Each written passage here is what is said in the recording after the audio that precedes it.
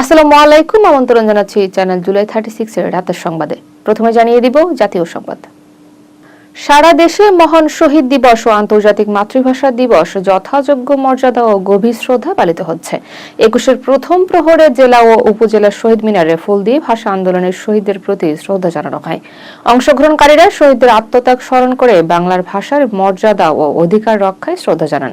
এদিকে ৭৪ বছর পর রাজশাহীবাসী প্রথমবারের মতো নিজস্ব কেন্দ্রীয় শহীদ মিনারে ফুল দিয়ে ভাষার শহীদদের প্রতি শ্রদ্ধা জানান। 21-এর প্রথম প্রহরে পুষ্পার্ঘ অর্পণের মধ্য দিয়ে উদ্বোধন হয় নবনির্মিত মিনারের। বিভিন্ন রাজনৈতিক ও সামাজিক সংগঠন, সরকারি প্রতিষ্ঠান ও শিক্ষা প্রতিষ্ঠানের মানুষ সেখানে ফুল দিয়ে শহীদদের স্মরণ করেন। প্রথমবারের মতো তেজগাঁওয়ের প্রধানমন্ত্রীর কার্যালয়ে অফিস করেছেন প্রধানমন্ত্রী তারেক রহমান। শনিবার সকাল 10টা 10 মিনিটে তিনি কার্যালয়ে পৌঁছান। মুখ্য সচিব ও অতিরিক্ত প্রেস সচিব তাকে স্বাগত জানান। তিনি পুরনো কর্মকর্তা কর্মচারীদের সঙ্গে কুশল বিনিময় করেন। কার্যালয় চত্বরে স্বর্ণ চাপা ফুলের চারা রোপণ করেন। দেশের শান্তি ও সমৃদ্ধি কামনা করে বিশেষ মোনাজাত করেন প্রধানমন্ত্রী। নবনির্বাচিত প্রধানমন্ত্রী তারেক রহমান প্রশাসনে গতি আনতে শনিবার অফিস করার সিদ্ধান্ত নিয়েছেন।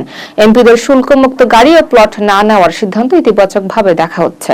মন্ত্রীদের বাহুল্য ব্যয় না করার নির্দেশ দিয়েছেন তিনি। এদিকে তার প্রথম বিদেশ সফর নিয়ে আলোচনা চলছে। সম্ভাব্য প্রথম গন্তব্য হিসেবে ভুটানের নাম শোনা যাচ্ছে। কূটনৈতিক বিবেচনায় বিষয়টি পর্যালোচনা করা হচ্ছে। শহীদ দিবস উপলক্ষে বিশেষ স্মারক ডাকটিকিট উন্মোচন করেছেন প্রধানমন্ত্রী তারেক রহমান। শনিবার সকালে তেজগাঁও কার্যালয়ে এটি অবমুক্ত করা হয়। এটি তার প্রথম দাপ্তরিক কার্যক্রম। কার্যালয়ে কর্মকর্তা কর্মচারীদের সঙ্গে তিনি মতবিনিময় করেন, বৃক্ষরোপণ ও মোনাজাতে অংশ নেন। তেজগাঁও কার্যালয়ে নতুন উদ্দীপনা ফিরছে বলে মন্তব্য করা হচ্ছে। নতুন বাংলাদেশের স্বপ্ন বাস্তবায়নে দুর্নীতি ও ধর্মান্ধতা প্রতিরোধ করে 21-এর চেতনা প্রতিষ্ঠার আহ্বান জানিয়েছেন টিআইবি নির্বাহী পরিচালক ইফতেখারুজ্জামান। শনিবার কেন্দ্রীয় শহীদ মিনারে শ্রদ্ধা নিবেদন শেষে তিনি এই কথা বলেন। তিনি জানান, দুর্নীতি ও ধর্মান্ধতা 21-এর চেতনার পরিপন্থী। নারী, সংখ্যালঘু ও প্রান্তিক জনগোষ্ঠীর সমাধিকার নিশ্চিত করাই 21-এর মূল লক্ষ্য। নতুন সরকার দায়িত্ব নিয়েছে উল্লেখ করে তিনি নতুন প্রেক্ষিতের কথা বলেন। সব বৈষম্যের বিরুদ্ধে প্রতিরোধী 21-এর চেতনা বলে মন্তব্য করেন তিনি। গণভোটের হ্যাঁ ভোটের জন্য আলাদা কোনো শপথের প্রয়োজন নেই বলে মন্তব্য করেছেন পানি সম্পদ মন্ত্রী শহীদ উদ্দিন চৌধুরী আনি। শনিবার লক্ষ্মীপুর কেন্দ্রীয় শহীদ মিনারে শ্রদ্ধা নিবেদন শেষে সাংবাদিকদের তিনি কথা বলেন। মন্ত্রী জানান, জাতীয় সংসদে বসা মাত্রই হ্যাঁ ভোট স্বয়ংক্রিয়ভাবে কার্যকর হবে। না ভোট ও নোট অব ডিসেন্টের বিষয়গুলো সংসদের আলোচনার মাধ্যমে নিষ্পত্তি করা হবে। তিনি বলেন, গণভোটের সিদ্ধান্তই হবে জুলাই জাতীয় সনদের ভিত্তি। আইনগতভাবে বিষয়টি ব্যাখ্যা করা হয়েছে বলেও জানান মন্ত্রী।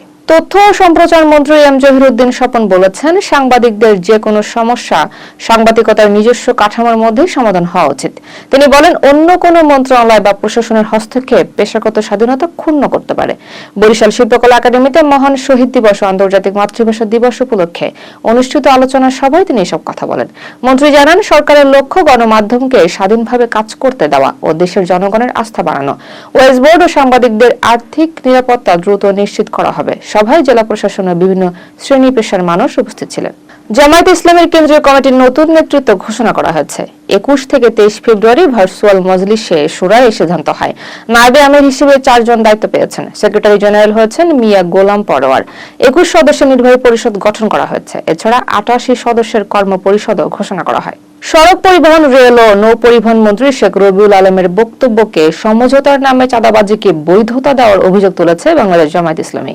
শনিবার এক বিবৃতিতে এ নিন্দা জানান দলের সহকারী সেক্রেটারি জেনারেল অ্যাডভোকেট এহসানুল মাহবুব জুবায়ের। তিনি বলেন, চাঁদাবাজি ফৌজদারি অপরাধ এবং এমন বক্তব্য অপরাধকে উৎসাহিত করে। জামায়াত মন্ত্রীর বক্তব্য প্রত্যাহার ও কঠোর ব্যবস্থা নেওয়ার দাবি জানিয়েছে।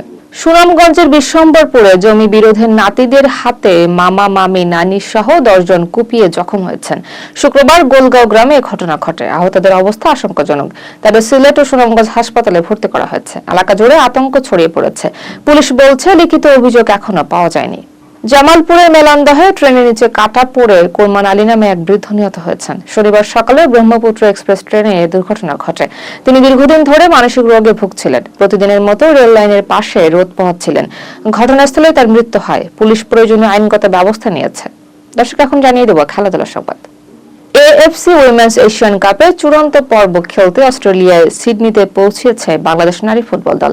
26 জন খেলোয়াড় সহ 33 সদস্যের দল নিয়ে সফর করেছে তারা। রোববার থেকে অনুশীলন শুরু করবে দলটি। প্রবাসী বাংলাদেশিরা উষ্ণ অভ্যর্থনা জানায়।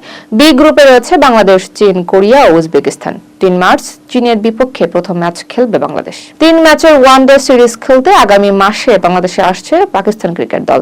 সব ম্যাচ অনুষ্ঠিত হবে শেরেবাংলা স্টেডিয়ামে। পাকিস্তান দল 9 মার্চ ঢাকায় পৌঁছাবে। 11, 13, 15 মার্চ ম্যাচগুলো অনুষ্ঠিত হবে। আসন্ন আন্তর্জাতিক টুর্নামেন্ট সামনে রেখে সিরিজটি গুরুত্বপূর্ণ। বিসিবি সূত্রে এই তথ্য জানা গেছে। যুদ্ধ বিধ্বস্ত গাজায় নতুন জাতীয় ফুটবল স্টেডিয়াম নির্মাণের ঘোষণা দিয়েছে ফিফা। $5 কোটি ব্যয়ে 20 থেকে 25 হাজার আসনের স্টেডিয়াম হবে। পাশাপাশি ফিফা একাডেমি ও ছোট মাঠ নির্মাণ করা হবে। ফিফা সভাপতি বলেন, ফুটবল মানুষের আশা জাগায়। গাজা পুনর্বাসনে আরো দেশ অর্থ সহায়তা দেবে। ফিলিস্তিনের দল 1998 সালে ফিফা স্বীকৃতি পায়।